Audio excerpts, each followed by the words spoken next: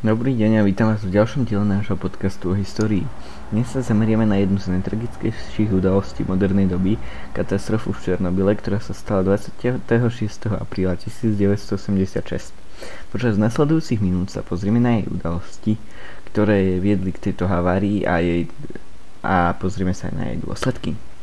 Pred samotnou katastrofou v Černobyle prechádzala jadrová elektráreň v Černobyle testom, ktorý mal overiť, ako sa chová reaktor pri nízkom výkone. To bolo vykonané 25. apríla 1986, kedy bola zastavená automatická regulácia výkonu a výkon reaktora bol znížený. Bohužiaľ, tento test bol vykonaný za nevhodných podmienok a bez dostatočného pripravenia. Nasledujúci deň 26. apríla 1986 došlo k dramatickému výbuchu v reaktore Černobyl 4. Tento výbuch bol dôsledkom straty stability jadra, keď sa operátori reaktora pokúsili zvýšiť výkon. To viedlo k prudkému narastu teploty a tlaku v reaktore, ktorý nakoniec explodoval.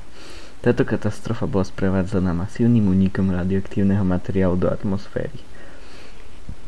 Následky tejto katastrofy boli ničivé. Mesto Pripyat s takmer 50 000 obyvateľmi bolo evakuované počas 36 hodín od výbuchu. Ľudia museli opustiť svoje domovy a bolo im povedané, že sa čoskoro vrátia, čo sa však nikdy nestalo. V Černobyle bola vytvorená zóna vylúčenia s rozlohou približne 2600 štvorcových kilometrov, kde ľudia nemajú povolený prístup kvôli vysokým hladinám radioaktívneho žiarenia. Katastrofa v Černobyle mala aj dôsledky na medzinárodnej úrovni. Po havárii došlo k zlepšeniu medzinárodnej spolupráce v oblasti jadrovej bezpečnosti. Boli zavedené nové pravidlá a bezpečnostné opatrenia, aby sa zabranilo podobným haváriám v budúcnosti. Dnes, viac ako 30 rokov po tejto tragédii, Černobyl zostáva pripomienkou dôležitosti bezpečnosti jadrových zariadení a vplyvu, ktoré môže mať ľudský faktor na katastrofy. Týmto končíme dnešný diel nášho podcastu o histórii.